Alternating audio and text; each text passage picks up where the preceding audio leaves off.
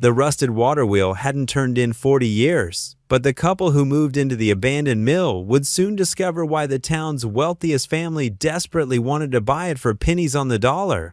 What they found hidden behind century-old stones would change not just their lives, but expose a secret that powerful people had killed to protect. Before we dive into the story, make sure to smash subscribe because tomorrow we have an extra special story for you that will blow your mind. Harold and Martha Bennett stood before the weathered stone structure, their life savings of $23,000 converted into a cashier's check that felt impossibly light for such a heavy decision. The real estate agent, a nervous young woman named Stephanie, shifted uncomfortably as she handed over the keys. "Are you absolutely certain about this?" she asked for the third time.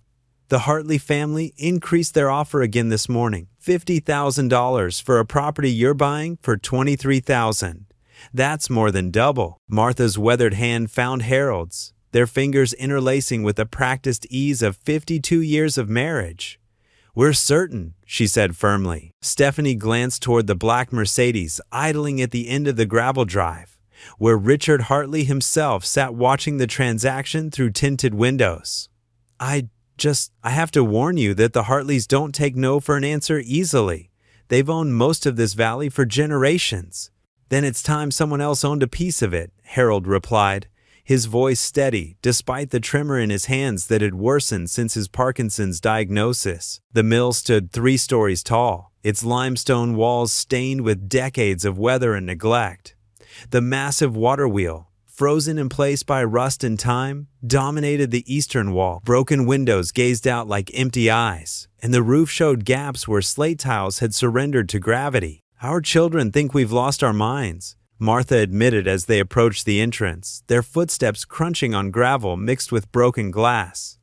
"Selling a perfectly good condo in Florida to buy this. Let them think what they want," Harold muttered, though the dismissal clearly pained him. Their son, Bradley, a successful investment banker in Manhattan, had been particularly cruel in his assessment.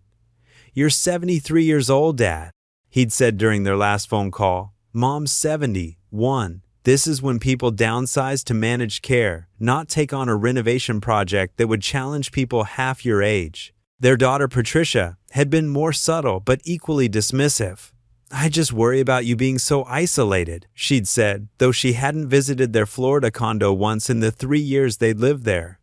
"What if something happens? What if Dad's condition worsens?" The irony wasn't lost on either of them. Their children worried about isolation while never calling, fretted about their health while never visiting. The move to Florida had been Patricia's idea originally.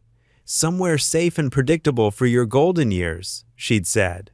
But safe and predictable had nearly killed them with boredom. The mill's heavy oak door groaned as Harold pushed it open, revealing an interior that matched the exterior's decay. Dust motes danced in shafts of sunlight streaming through holes in the roof.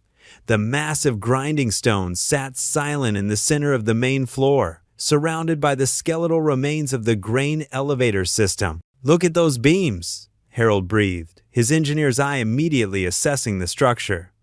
"Old growth oak, probably from trees that were centuries old when they were felled. They don't make them like this anymore." Martha was already moving through the space with the purposeful stride of someone envisioning transformation. "The kitchen will go here," she announced, gesturing toward the northern wall.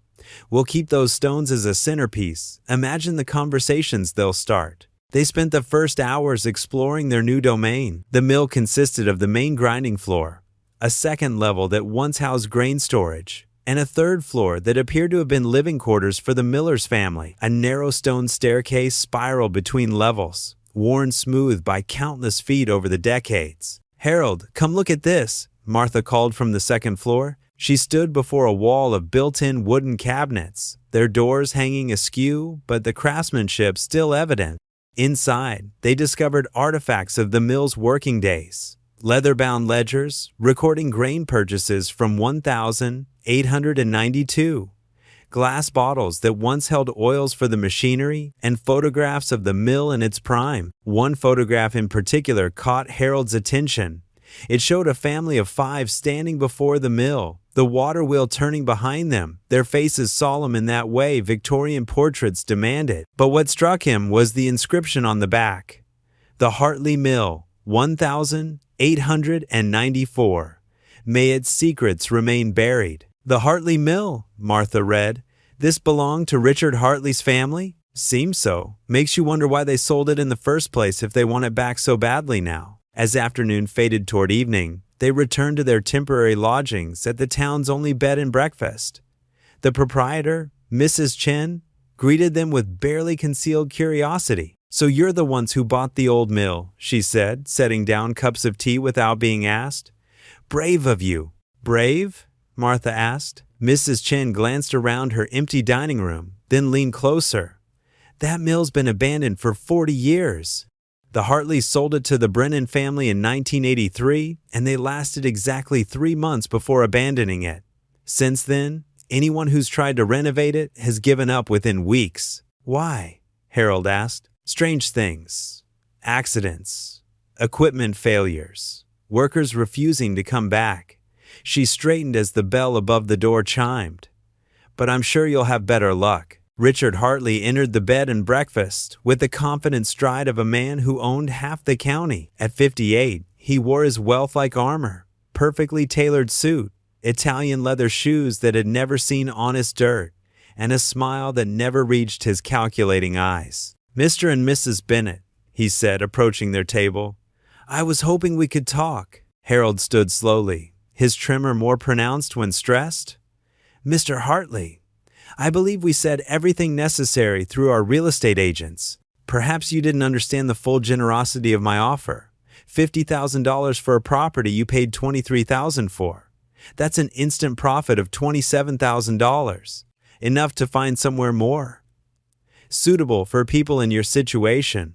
"Our situation?" Martha's voice carried an edge sharp enough to cut glass. Hartley's smile widened. "Your age, your health concerns. That mill is dangerous, even for young, able-bodied workers. For a couple in their 70s, one with Parkinson's." He shrugged eloquently. "We appreciate your concern," Harold said dryly. "But we're not interested in selling." 75,000. The number hung in the air like a challenge. Mrs. Chen busied herself unnecessarily with the tea service, clearly eavesdropping. "No," Martha said simply. 100,000. Hartley's smile had vanished entirely. "That's more than 4 times what you paid. Only a fool would refuse." "Then I guess we're fools," Harold replied. "Good evening, Mr. Hartley." Hartley stood slowly, adjusting his cufflinks with deliberate precision. "You know, my family built that mill in 1847. 5 generations of Hartleys worked those stones, ground grain for this entire valley. It's our heritage you're squatting in." "Then you should have thought of that before your family sold it," Martha observed. "And before letting it rot for 40 years? Careful, Mrs. Bennett. This is a small town. You'll find it can be very unwelcoming to outsiders who don't know their place." After he left, Mrs. Chen approached with a fresh pot of tea and a conspiratorial expression. "You just made an enemy of the most powerful man in 3 counties, she said, but her tone carried more admiration than warning. "We've dealt with bullies before," Martha replied. That night, they lay in the unfamiliar bed discussing the encounter. Outside, rain began to fall, drumming against the windows with increasing intensity. "He's not going to give up," Harold said. "I know. The question is why he wants it so badly. What's worth $100,000 in a mill that's been rotting for 40 years? Maybe it's really just family pride. Rich people get weird about legacy properties." Martha turned to face him in the darkness. "You don't believe that any more than I do. Did you see his face when we refused? That wasn't wounded pride. That was fear." The next morning brought 2 discoveries. First, their rental car had 4 flat tires, each cut with surgical precision. Second, a work crew they'd hired to begin clearing debris from the mill called to cancel. "I'm real sorry," the foreman said over the phone, "but we've decided to take another job. Nothing personal." "How much did Hartley pay you to back out?" Harold asked bluntly. The silence on the other end was answer enough. By the 3rd day, It became clear that Hartley's influence extended throughout the local contractor community. 3 separate crews had canceled, each with increasingly flimsy excuses. The hardware store suddenly couldn't fill their lumber order. The electrician they'd scheduled developed a mysterious illness. "He thinks he can freeze us out," Harold said, standing in the mill's main room. "Make it impossible for us to renovate." Martha was examining the grinding stones, running her hands over their smooth surface. "Then we'll do it ourselves. We renovated our first house with our own hands. Remember? When we were young and broke and everyone said we were crazy? We were 25 then, and now we have 50 years more experience." She smiled at him, the same determined smile that had convinced him to buy that first fixer-upper. "Besides, what else are we going to do? Go back to Florida and wait to die?" They started small, clearing debris and broken glass. Harold's trimmer made detail work difficult, but he could still swing a sledgehammer when needed. Martha proved surprisingly adept with the reciprocating saw, cutting away rotted wood with focused intensity. On the 5th day, while removing damaged floorboards on the 2nd level, Harold's crowbar struck something that didn't sound like wood. Beneath the boards, they discovered a metal box. Its surface green with verdigris, but still solid. "It's locked," Martha observed, hefting the box. "And heavy." Harold retrieved his bolt cutters from the truck. The lock, despite its age, required significant effort to break. When it finally gave way, they opened the box to find a collection of documents wrapped in oilcloth. The first document was a land survey from 1923, showing not just the mill but extensive mining claims throughout the surrounding hills. The second was a geological report indicating significant mineral deposits, specifically silver and lead.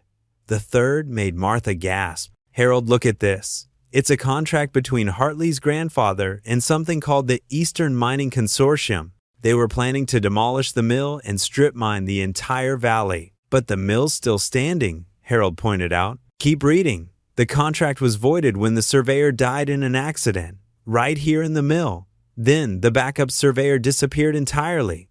Martha looked up. "This is what Hartley doesn't want found. Evidence that his family's fortune was built on plans to destroy the valley they claimed to protect." A sound from below made them both freeze. Footsteps, deliberate and heavy, echoed through the main floor.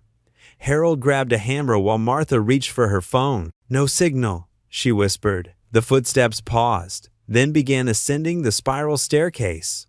Harold positioned himself between Martha and the stairs, hammer raised despite the pronounced shaking of his hand. Bradley Bennett appeared at the top of the stairs, expensive suit incongruous in the dusty mill.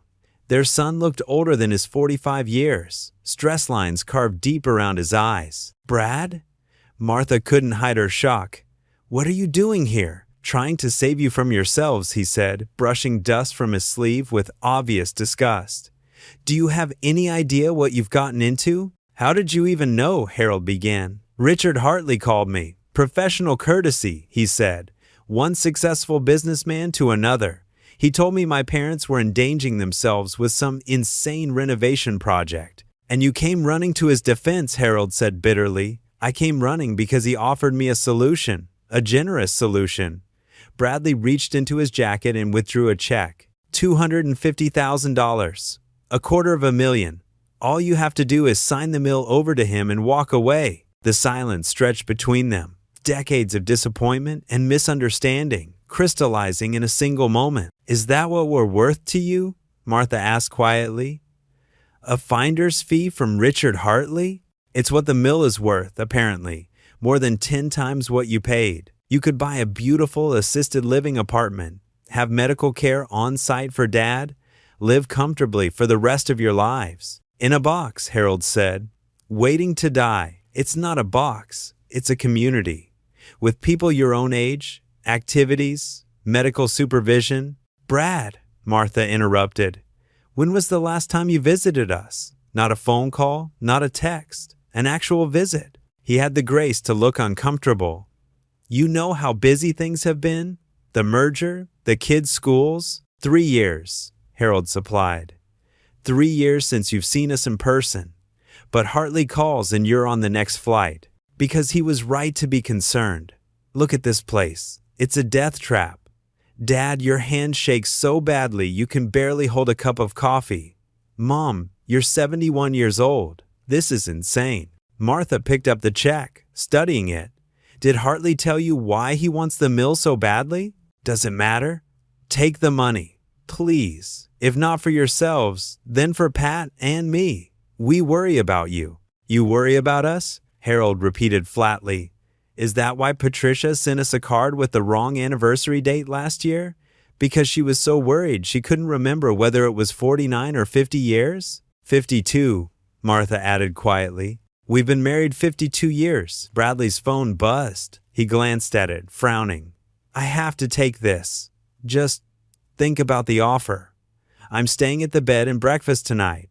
We can discuss it over dinner. After he left, Harold slumped against the wall. The tremor in his hands had worsened, spreading up his arms. Martha went to him, steadying him with practiced ease. He's our son, Harold said, voice breaking. When did we become nothing more than a problem to be solved? When we stopped being useful, Martha replied. When we became old, they returned to examining the documents, trying to piece together the full story. The papers revealed a pattern of accidents and disappearances dating back to the 1,920 all connected to attempts to either survey or renovate the mill. The Eastern Mining Consortium had eventually abandoned their plans, but not before 3 men had died under mysterious circumstances. The final document in the box was a handwritten letter dated 1,924. The mill keeps its secrets. We thought the old stories were just superstition, but there's something in the foundations that shouldn't be disturbed. The Hartleys know, but their greed blinds them. I'm leaving this record in case someone needs the truth someday. The surveyor didn't die in an accident. He found the chamber beneath the stones, and what he saw there drove him mad. Hartley's father sealed it and spread the story of structural instability to keep people away. But they'll try again. They always do.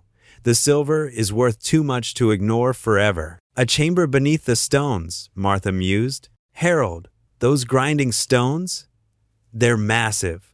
What could be underneath them? One way to find out. They descended to the main floor, where the 2 circular grinding stones dominated the space.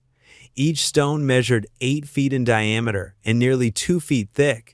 The kind of stones that could crush grain or hide secrets. Harold retrieved his pry bar and began working at the edges of the upper stone, called the runner stone. Years of disuse had essentially cemented it to the bedstone beneath, but gradually it began to shift. What happens next will expose a conspiracy that goes deeper than anyone imagined and reveal why the most powerful family in the valley will do anything to keep it buried. Stay tuned to see what happens next. If you're enjoying the story, please like, share, and subscribe for more. Working together, they managed to shift the runner stone aside, revealing not the expected bedstone surface, but a carefully constructed opening. Stone steps, worn smooth with age, descended into darkness. We need better lights, Martha said, but Harold was already heading for the truck and their emergency supplies. They descended carefully, Harold leading with a powerful flashlight, while Martha followed with a second light in her phone, still hoping for a signal to document what they found. The stairs spiraled down further than seemed possible, carved directly into bedrock. The chamber at the bottom took their breath away. It wasn't a rough cave or simple cellar, but a carefully constructed room with vaulted ceilings and walls covered in Native American petroglyphs. But what drew their attention was the spring in the center, a natural hot spring that filled the air with mineral-scented steam. This is why the mill was built here, Harold breathed. Not just for water power, they built it over a sacred spring. Martha was examining the walls more closely. These symbols, they're warnings. And look here. She directed her light to a section of newer carving, clearly done with metal tools rather than stone. Names and dates, all the men who supposedly died in accidents. They didn't die in accidents, Harold said grimly. They were killed to keep this secret. A sound from above made them both freeze. Footsteps, multiple sets, echoed through the mill. Dad? Mom? Bradley's voice called. Where are you? But he wasn't alone. They could hear other voices, including one that made Harold's blood run cold. Richard Hartley. They found it, Hartley was saying. The stones have been moved. Martha grabbed Harold's arm. There, she whispered, pointing to a narrow passage leading away from the main chamber. It has to go somewhere. They squeezed into the passage, their flashlights revealing a tunnel that appeared to follow the underground stream feeding the spring. Behind them, they could hear people descending the stairs. The tunnel emerged after what felt like miles but was probably only a few hundred yards, opening into a small cave hidden behind the mill's water wheel. They pushed through hanging vines to find themselves in the gathering dusk. "We need to get to the truck," Harold said. But even as they circled toward the parking area, they could see Bradley's rental car blocking their vehicle. "The documents," Martha said suddenly. "We left them in the chamber." "No." Harold patted his jacket. "I grabbed them when we heard the voices. But we need somewhere safe to go, and we need help." "Mrs. Chin," Martha said. "She doesn't like Hartley, and her nephew is a state police officer." They made their way through the woods, avoiding the main road. Harold's tremor made the going difficult, but adrenaline kept him moving. By the time they reached the bed and breakfast, full dark had fallen. Mrs. Chen took one look at their dirt-covered clothes and grim expressions and ushered them inside. "What did you find?" she asked simply. They told her everything, showing her the documents. Her expression grew increasingly grave as she read. "My grandfather told stories," she said slowly, "about the old mill and why the Native Americans considered this valley sacred. He said there were hot springs with healing properties, and that the Hartleys had built the mill to hide them. But I thought they were just stories." "Why would they hide hot springs?" Harold asked. "Control," Mrs. Chen replied. "Think about it. Mineral springs in the 1,920 seconds were incredibly valuable. Health spas, sanitariums, resort towns built around them. But only if you owned all the land around them. The Hartleys only owned the mill property then. If news of the springs got out, land values would skyrocket before they could buy up the valley. So they killed to keep the secret, then spread stories about the mill being dangerous to keep people away," Martha concluded. "And now they own 90% of the valley." "Mrs. Chen added, "all except your mill. They finally have enough control to develop the springs into an exclusive resort, but they need the source." A car door slammed outside. Through the window, they could see Hartley's Mercedes pulling up, followed by Bradley's rental. "Back door," Mrs. Chen said urgently. "My car's in the alley. Keys are in the visor." As they slipped out the back, they could hear Hartley's voice, cold and controlled. "They can't have gone far. The old man can barely walk." Mrs. Chen's car was a modest Honda, invisible in its ordinariness. Harold's hands shook too badly to drive, so Martha took the wheel, pulling away slowly to avoid attention. "Where are we going?" Harold asked. "The only place I can think of where Hartley doesn't have influence. The state police barracks in Millerville." The 40-minute drive felt like hours. Martha constantly checked the mirrors for pursuit, while Harold clutched the documents that proved a century of murder and conspiracy. The state police took them seriously, especially after examining the documents and making several phone calls. Detective Sarah Morgan, a woman in her 40s with sharp eyes and graying temples, led the investigation. "We've had suspicions about the Hartleys for years," she admitted. "Too many convenient accidents. Too many business rivals who suddenly decided to leave town, but we've never had proof." "Will this be enough?" Martha asked. "It's a start. Combined with what you've discovered and your testimony about the threats and sabotage, we can at least open an investigation." She paused. "But I need to be honest. The Hartleys have money, lawyers, connections. This won't be easy or quick." They spent the night in a motel near the barracks, taking turns, keeping watch, despite police assurances of protection. Harold's tremor had worsened from the stress, and Martha could see the toll the day had taken on him. "We could still walk away," she said softly. "Take their money and find somewhere else to start over." Harold looked at her, and she saw the same determination that had carried them through 52 years of marriage. "You don't mean that." "No," she admitted. "I don't. But I had to say it. Those men died for what we found. Their families never knew the truth. Someone has to stand up to the Hartleys. Even if it costs us everything, what's everything? We're 73 and 71 years old. Our children see us as problems. Society sees us as useless, but this matters. We matter. The next morning brought unexpected allies. Mrs. Chen had spread the word, and 3 other families came forward with stories of Hartley intimidation and mysterious accidents involving relatives who had opposed the family's expansion. Bradley appeared at the police station while they were giving their second formal statement. He looked haggard, his usual corporate polish entirely absent. "Mom, Dad, we need to talk," he said. Detective Morgan stepped forward.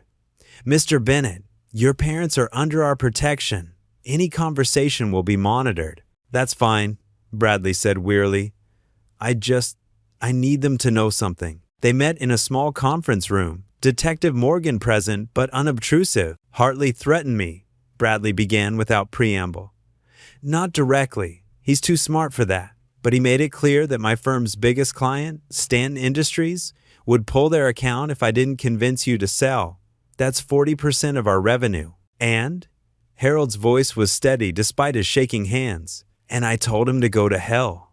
Bradley looked up, meeting their eyes for the first time. "I've been a terrible son. I know that. Patricia knows it too. We got so caught up in our own lives, our careers, our success, that we forgot where we came from, who we came from." "Brad," Martha began, but he held up a hand. "Let me finish. I spent last night thinking about what kind of man I've become. The kind who flies across the country to pressure his parents because a rich stranger asked him to. The kind who suggests assisted living like it's a storage solution for inconvenient relatives." His voice broke. "The kind who doesn't even know his parents' anniversary." "You were trying to protect us," Martha said gently. "No, I was trying to manage you. There's a difference." He reached into his pocket and pulled out the check Hartley had given him, tearing it slowly in half. "I've already called Patricia. She's flying in from Seattle. We want to help. Really help, not just throw money at the problem." Harold reached across the table, his trembling hand covering his son's. "We don't need protection, son. We need family." The investigation moved quickly once state authorities got involved. The chamber beneath the mill revealed not just the hot springs, but also Native American artifacts that brought in archaeologists and tribal representatives. The springs themselves tested for remarkable mineral content with genuine therapeutic properties. But the real breakthrough came from an unexpected source. Hartley's own daughter, Jennifer, contacted Detective Morgan with a box of documents she'd taken from her father's home safe. "I've watched him destroy people my whole life," she said, sitting in the same conference room where Bradley had reconciled with his parents.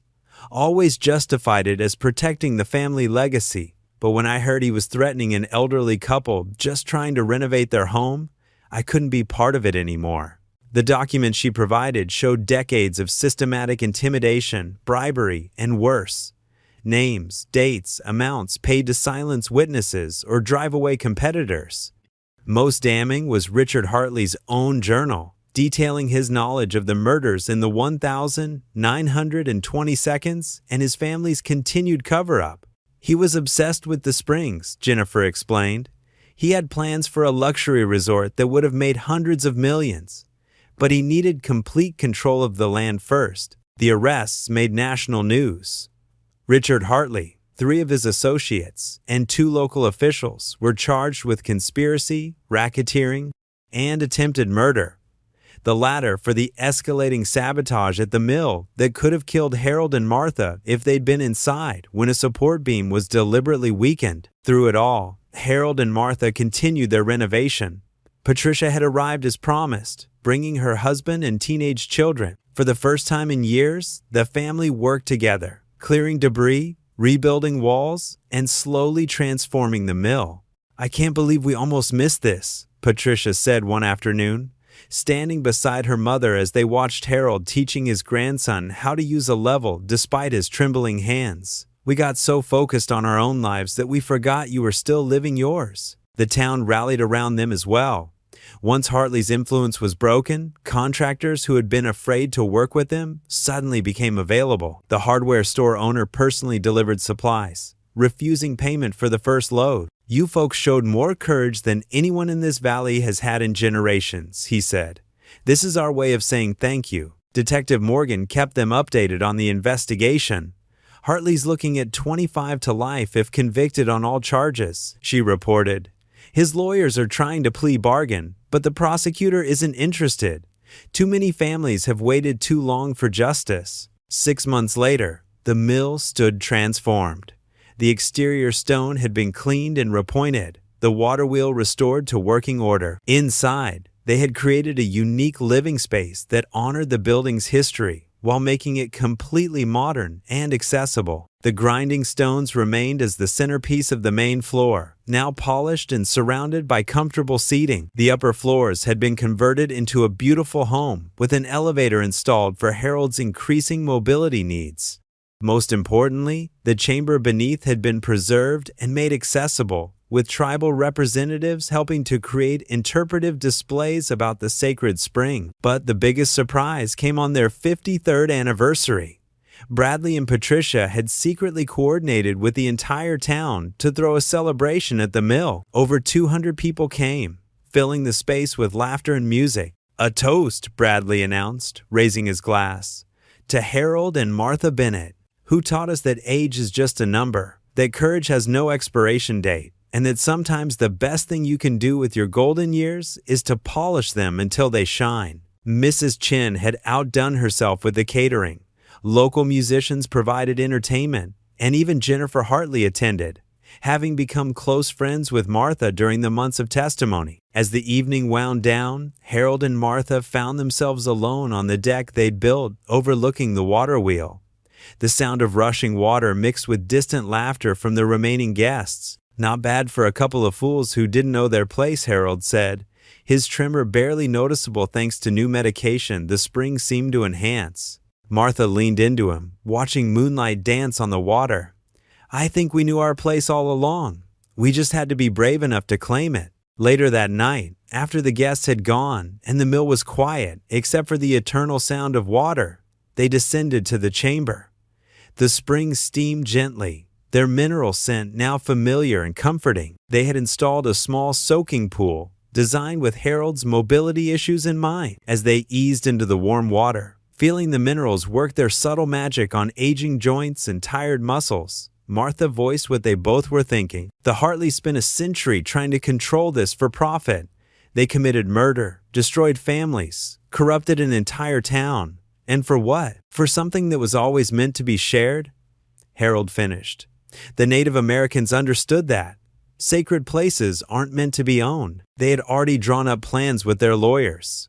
The mill would become a trust, open to the public, with special programs for seniors and those with chronic health conditions. The springs would be available to all, with a sliding scale ensuring no one was turned away for inability to pay. "Bradley thinks we're crazy to give it away," Harold said.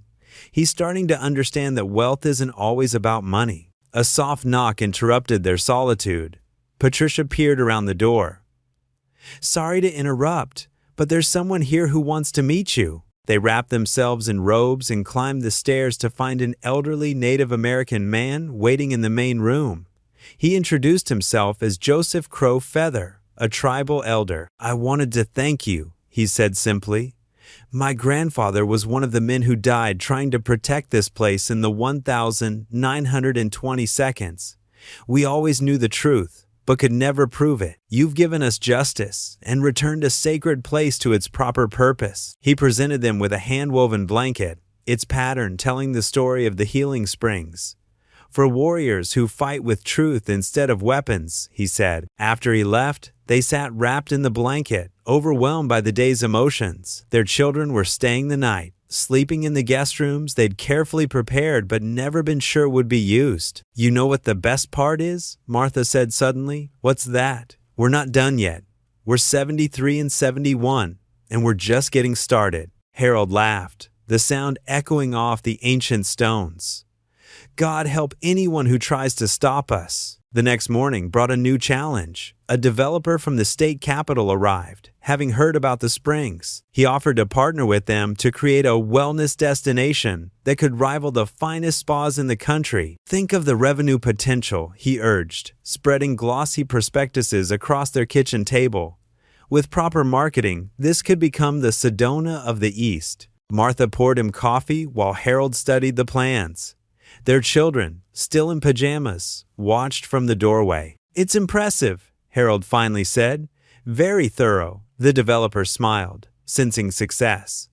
"I knew you'd see the potential. At your age, wouldn't it be nice to have professionals handle everything while you enjoy the profits?" "At our age," Martha interrupted, "we've learned that some things are more important than profits. Thank you for your time, but we're not interested." After the developer left, clearly shocked at being dismissed by elderly people he'd assumed would jump at easy money, Bradley shook his head in admiration. "6 months ago, I would have told you to take that deal." "And now?" Harold asked. "Now I'm proud to be your son." The mill officially opened to the public 3 months later. They had worked with architects to ensure accessibility for all abilities, creating ramps and rails that blended seamlessly with the historic structure. The main floor became a community space, hosting everything from yoga classes to town meeting. The Springs operated on a reservation system, with half the slots reserved for free community access and the other half generating enough revenue to maintain the facility. Local teenagers were trained as guides, learning both the history and the sacred nature of the site. Harold's Parkinson's had stabilized remarkably since they began regular soaks in the mineral waters. His neurologist was baffled but couldn't argue with the results. Martha's arthritis had improved to the point where she could work in her garden for hours without pain. "It's not a miracle cure," she would tell visitors, "but it reminds your body how to heal itself." The first winter in the mill tested them. Heavy snow collapsed part of the restored roof, and ice damaged the water wheel. But the community rallied again, organizing work parties and fundraisers. Even their grandchildren came to help, spending their winter break learning construction skills from their grandfather. "This is way better than skiing," Harold's grandson announced, proudly showing off the birdhouse he'd built under supervision. One evening, as they soaked in the springs after a long day of repairs, Harold noticed tears on Martha's cheeks. "What's wrong?" "Nothing's wrong," she said. "I'm just thinking about how we almost settled for that condo in Florida. How we almost believed we were too old to matter. But we didn't," Harold reminded her. "We chose to fight." "No," Martha corrected. "We chose to live." Their story spread beyond the local news. A documentary filmmaker arrived, wanting to capture their inspiring journey of seniors reclaiming their power. They agreed, but only if the focus included the broader story of the Springs and the community that had protected their secret. During filming, the filmmaker asked Harold what advice he would give to other seniors feeling marginalized or useless. Harold thought for a long moment, his hand steady as he held Martha's. "Don't let anyone else define your worth," he finally said. "Not your children, not society, not even your own fears. You've spent decades accumulating wisdom, skills, and experience. Use them. The world needs elder warriors now more than ever." The documentary, titled The Mill Keepers, won several festival awards and brought increased attention to their work. Donations poured in, allowing them to expand programs and even restore the Miller's Cottage as a residence for visiting healers and teachers. Richard Hartley was convicted on all charges, receiving 30 years in prison. His family's assets were partially seized to pay restitution to victims of their crimes over the decades. Jennifer Hartley used her inheritance to establish a fund supporting elder-led community projects. "You showed me that standing up to power is possible at any age," she told Harold and Martha at the fund's launch. Their second year at the mill brought unexpected health challenges. Harold's tremor worsened during a particularly stressful period, when state bureaucrats tried to impose regulations that would have limited access to the springs.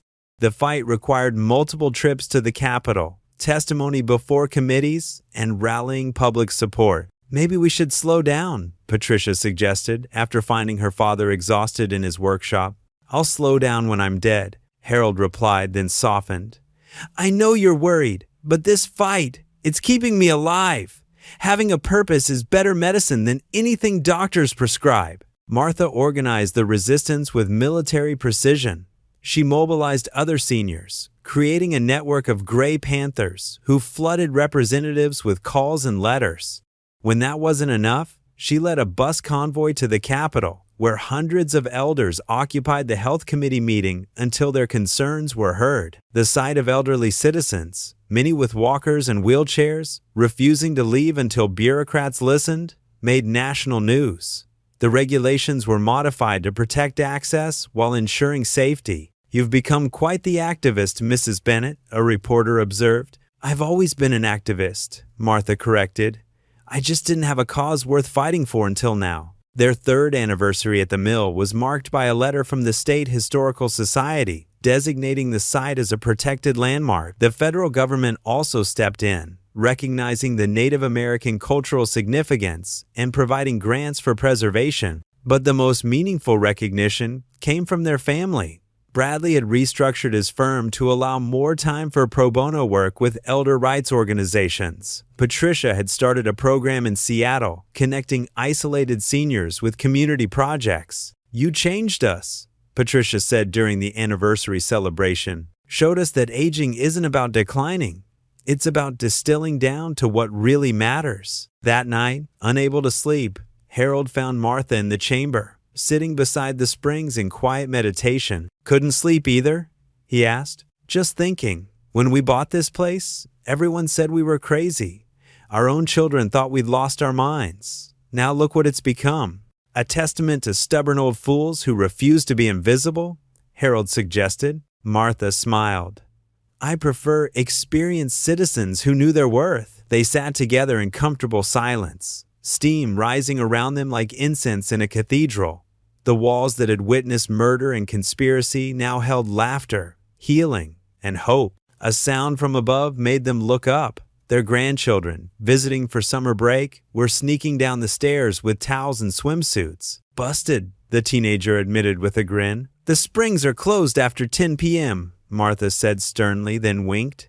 "Unless you're family." As the four of them soaked in the warm mineral water, 3 generations connected by shared experience, Harold reflected on the journey that had brought them here. They had lost the easy retirement society prescribed for them. Instead, they had found purpose, community, and proof that life's third act could be its most powerful. "Grandpa," his granddaughter asked, "were you really scared when Mr. Hartley threatened you?" "Terrified," Harold admitted. "But your grandmother taught me something important. Being scared doesn't mean you stop fighting. It means you have something worth fighting for." "What were you fighting for?" Harold and Martha exchanged glances. A lifetime of communication in a single look. "The right to matter," Martha said simply. "The right to keep contributing, keep growing, keep living fully until our last breath." "Is that why you didn't take the money and move somewhere easier?" "Easy is overrated," Harold replied. "Challenge keeps you sharp. Purpose keeps you alive. And sometimes," he gestured to the ancient springs, the restored mill above them, the family gathered in the healing water. "Sometimes fighting for something bigger than yourself leads to treasures money can't buy." The summer brought a new challenge when Harold suffered a mild stroke. He recovered quickly, but it served as a stark reminder of mortality. During his hospital stay, Martha never left his side, and their children tag-teamed to ensure someone was always present. "I'm not ready to leave yet," Harold told Martha one night, his speech slightly slurred but determined. "Too much work left to do." "Then we'll do it together," Martha assured him. Same as always, the stroke forced some adaptations. They hired a young couple to help manage the mill's daily operations, though Harold insisted on maintaining his workshop and Martha continued overseeing the heritage programs. Their children worried about them pushing too hard, but the mill's healing waters and sense of purpose seemed to strengthen them. That autumn, they received word that their story had inspired similar projects in 6 other states. Elderly citizens were reclaiming abandoned buildings, creating community spaces, and refusing to be sidelined by age. "We started something," Martha marveled, reading letters from seniors who had found new purpose. "No," Harold corrected. "We remembered something. That elders are meant to be the wisdom keepers, the fighters, the ones who stand up because we have less to lose and more to give." Their 5th year at the mill brought full circle moments. The grandson who had learned construction during winter break returned as a college student, bringing classmates to study sustainable restoration. Patricia's daughter wrote her senior thesis on elder activism, using her grandparents as case studies. Even Bradley, the formerly distant son, had become a regular presence. He'd purchased a small cabin nearby, spending weekends helping with maintenance and learning the woodworking skills his father had tried to teach him decades earlier. "I wasted so much time," he confided to Harold as they worked on restoring an antique grain elevator, chasing success while missing what really mattered. "You're here now," Harold replied, guiding his son's hands on the wood plane despite his own tremor. "That's what counts." The town had transformed as well. The mill's success had sparked a revival, with young families moving in, drawn by the community spirit and access to the healing springs. Property values increased, but Martha and Harold worked with the town council to ensure affordable housing remained available. "Gentrification helps no one if it pushes out the people who built the community," Martha argued at a planning meeting. Their influence extended beyond zoning battles. They established a mentorship program, pairing elders with young people learning traditional crafts. Harold's workshop became a classroom where shaking hands taught steady ones the patience of fine woodwork. One afternoon, a familiar Mercedes pulled up to the mill. Jennifer Hartley emerged, but she wasn't alone. A frail figure in a wheelchair sat in the back seat. Richard Hartley, released on medical parole due to advancing Alzheimer's. "I didn't know where else to bring him," Jennifer said, tears streaming. "He keeps asking to come home, but home to him is the mill from his childhood before," she trailed off. Martha and Harold exchanged glances. The man who had threatened them, who had built an empire on murder and intimidation, now sat confused and diminished, a shell of his former self. "Bring him in," Martha said quietly. They guided the wheelchair to a spot overlooking the water wheel. Richard's eyes cleared momentarily, watching the water flow as it had for over a century. "My grandfather built this," he whispered. "Built it to protect something precious." "Yes," Harold agreed. "And now it protects everyone." Richard began visiting regularly, his moments of lucidity spent sharing stories of the mill's history that no one else knew. It was a strange reconciliation, caring for a former enemy reduced by disease. But Martha and Harold understood that healing sometimes required facing the hardest truths. "Forgiveness isn't about him," Martha explained to those who questioned their compassion. "It's about us choosing not to carry poison in our hearts." Their 7th anniversary at the mill was marked by an unexpected diagnosis. Martha's routine checkup revealed early-stage lung cancer, likely from decades of breathing textile fibers in her youth. The news hit Harold harder than his own stroke, but Martha faced it with the same determination she'd brought to every challenge. "We knew this wasn't forever," she said, holding his trembling hands. "But we've had 7 years we wouldn't have had in that Florida condo. 7 years of purpose, of family, of making a difference." She underwent treatment while refusing to slow down. Between chemotherapy sessions, she continued teaching, weaving classes, and organizing community events. The spring seemed to help with the side effects, and the constant flow of visitors kept her spirits high. "I'm not dying," she would correct well-meaning sympathizers. "I'm living with cancer. There's a difference." Harold threw himself into creating a legacy project, a complete history of the mill, including oral histories from elders who remembered it in operation. He worked with trembling hands to build display cases for artifacts, each piece carefully labeled with its story. Their children rallied around them, but differently than before. Instead of trying to manage their parents' lives, they supported their choices. Patricia took leave from work to help with treatments. Bradley handled legal matters to ensure the mill's trust structure would survive them. "You taught us that aging doesn't mean stopping," Patricia said. "So we won't ask you to stop now." On a cold February morning, Harold woke to find Martha unresponsive beside him. The ambulance came quickly, but they both knew. She regained consciousness briefly in the hospital, long enough to squeeze his hand and whisper, "No regrets." Martha Bennett died at 78, surrounded by family in a room overlooking the valley she'd helped transform. The funeral overwhelmed the small church. Hundreds came to honor the woman who'd shown them that elders could be warriors. Joseph Crowfeather performed a blessing. Jennifer Hartley read a poem about courage. Even Richard, in a rare moment of clarity, spoke about the woman who'd shown mercy to an enemy. Harold struggled in the weeks that followed. The mill felt empty despite the constant flow of visitors. His tremor worsened, And for the first time, he questioned whether he could continue alone. It was Mrs. Chin who pulled him back. "Martha wouldn't want you to quit now," she said firmly. "She'd want you to show everyone that even grief doesn't stop a warrior." So Harold persisted. He finished the history project, dedicating it to Martha.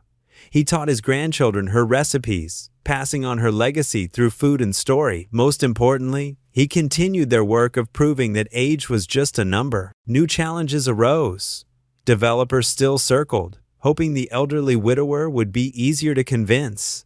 State regulations continued threatening access, but Harold had learned from Martha. The fight itself kept you alive. He established a scholarship in Martha's name for seniors returning to education. He expanded the mill's programs to include grief, support groups, understanding now the particular loneliness of outliving your partner. "She's still here," he would tell visitors, gesturing to the restored walls, the flowing water, the healing springs. "In every stone we cleaned, every life we touched, every person who refuses to be invisible because of age." On his 80th birthday, Harold's family threw a surprise party at the mill. But the real surprise was the announcement that the state legislature had passed the Bennett Act, protecting community-owned healing sites from commercial development. "You did it, Dad," Bradley said, voice thick with emotion. "You and Mom changed how society sees aging." Harold stood carefully, his new walker steady on the stone floor. Around him gathered hundreds of people whose lives had been touched by two elders who refused to accept society's limitations. "Martha and I didn't do anything special," he said, voice carrying despite the tremor. "We just remembered something everyone forgets, that inside every old person is the same fighter who survived everything life threw at them. We're not cute. We're not harmless. We're not done. We're warriors with nothing left to prove and everything left to give." The crowd erupted in applause, but Harold wasn't finished. "So to every elder told they're too old to matter, to every grandparent whose children see them as problems, to every person who thinks their usefulness ends with retirement, look at this mill. Look what two stubborn fools in their 70s accomplished because they refused to be invisible. Now imagine what you could do." That night, Harold descended alone to the sacred springs. His movements were slow, aided by railings he'd installed for others, but now needed himself. The warm water embraced his aching joints as it had for 7 years. In the steam and silence, he could almost feel Martha's presence. Not a ghost, but the echo of shared purpose that death couldn't erase. "I'll keep fighting," he promised the darkness, "until my last breath, just like we promised." The mill continued to thrive. Harold lived another 3 years, teaching, fighting, and proving daily that age was a gathering of power, not a diminishment. When he finally joined Martha, his funeral matched hers in attendance and impact. The mill stands today as more than a restored building or healing center. It's a testament to the power of elders who refuse society's dismissal, who choose purpose over comfort, who understand that the final chapters can be the most powerful if you're brave enough to write them yourself. Inside, the grinding stones remain, polished by thousands of hands seeking their own transformation. Below, the sacred springs still flow, offering healing to all who come. And in the workshop, Harold's tools wait for the next elder, ready to build something from nothing but determination. The Bennett's grandchildren, now adults, run the mill with the same principles their grandparents established: free access for those in need, respect for the sacred nature of healing, and most importantly, the unwavering belief that every person, regardless of age, has something vital to contribute. They didn't just restore a building, the documentary filmmaker said in a follow-up film 10 years later. They restored faith in the power of elders to change the world. The mill keeps its secrets still, but now they're different secrets. Stories of healing, of courage, of ordinary people doing extraordinary things because someone showed them it was possible. The water wheel turns, the springs flow, and somewhere an elder reads this story and thinks, if they could do it. And that's how revolutions begin. Not with the young and fearless, but with the old and fed up, the ones with nothing to lose and wisdom to share. The warrior society tried to retire, but who refused to go quietly. Harold and Martha Bennett bought a derelict mill for $23,000 and transformed it into something priceless. But their greatest renovation wasn't the building. It was the perception of what it means to age in a society that worships youth. They're gone now, but their legacy flows like the springs they protected. In every elder who refuses to be warehoused, in every grandparent who demands to be heard, in every person who reaches retirement and asks, "What's next?" instead of, "Is it over?" The mill stands as proof that paradise isn't about perfection. It's about purpose. And purpose has no expiration date. Thank you for joining us on this incredible journey. If Harold and Martha's story inspired you to see aging differently, if it reminded you that every chapter of life has its own unique power, then please subscribe for more stories of ordinary people doing extraordinary things. Share this with someone who needs to hear that they're not too old to matter, not too old to fight, not too old to transform their world. And remember, inside every elder is a warrior waiting for one more battle worth fighting.